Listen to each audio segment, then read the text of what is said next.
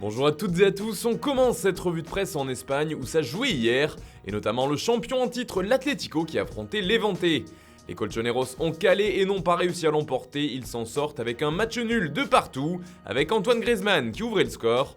Précisons qu'ils étaient devant jusqu'à la 99e minute, mais Levante a obtenu un pénalty en toute fin de match grâce à la vidéo.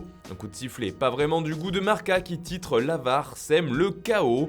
Le quotidien ibérique déplore cette décision pour une main jugée inoffensive et involontaire, qui s'est donc transformée en balle de match pour Levante. C'est un peu la même chose dans les pages intérieures du journal AS qui note aussi le rôle crucial et polémique de la VAR dans le stade de Ciutat de Valencia, celui de Levante. Toujours de l'autre côté des Pyrénées, c'était la nouvelle qui a fait chavirer le monde du foot hier. Xavi est de retour à Barcelone pour prendre la suite de Ronald Koeman qui a été limogé.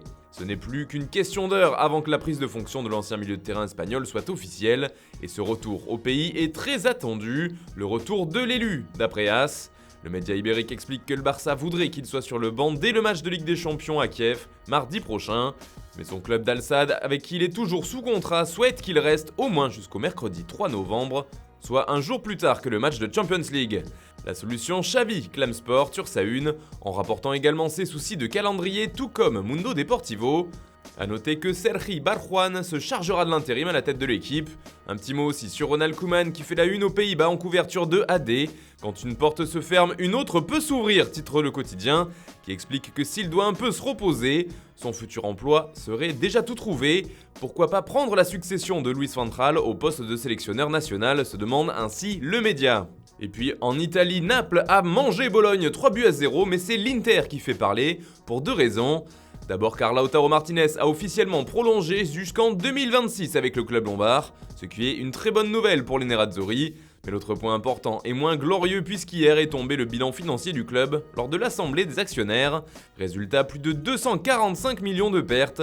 L'Inter a fond dans le rouge, mais Lautaro prolonge, résume ainsi le Corriere dello Sport.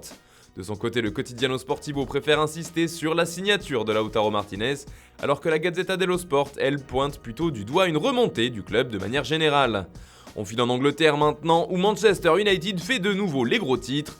Les Red Devils sont au plus mal en ce moment, et ces derniers jours, beaucoup d'anciens de la maison ont fait des sorties dans la presse. Ce vendredi, c'est celle de Wayne Rooney qui fait beaucoup de bruit outre-Manche.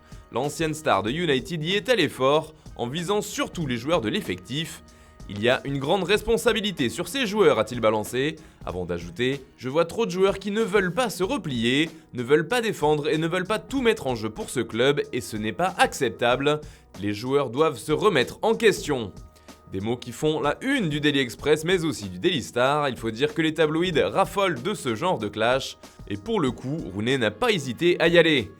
Toujours chez nos voisins britanniques, un autre club de Premier League va avoir un nouvel actionnaire, il s'agit de West Ham, mais le propriétaire principal du club reste le même. En effet, comme le rapporte The Times, il s'agit d'une arrivée dans le capital à hauteur de 27% de la part du milliardaire tchèque Daniel Kretinsky, propriétaire du Sparta Prague. Dans le contexte actuel avec la reprise de Newcastle, l'information fait couler beaucoup d'encre dans les journaux anglais. The Guardian parle de son côté du Sphinx tchèque qui part à l'assaut de West Ham.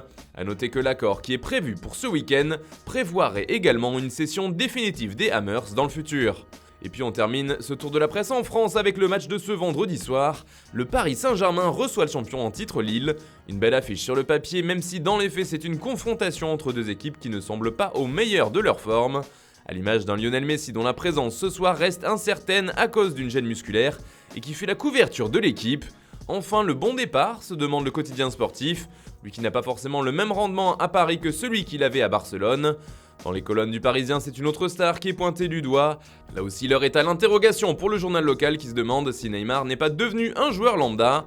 Le principal intéressé a d'ailleurs fait une longue interview accordée au youtubeur brésilien Fouiclir.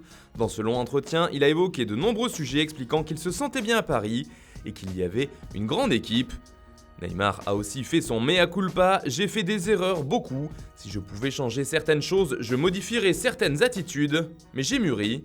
J'essaye de faire de mon mieux pour que ma carrière soit encore plus réussie, encore plus longue. Voilà, c'est tout pour cette revue de presse. Bonne journée à tous, on se retrouve ce soir pour le dernier JT de la semaine avec Antoine Graland.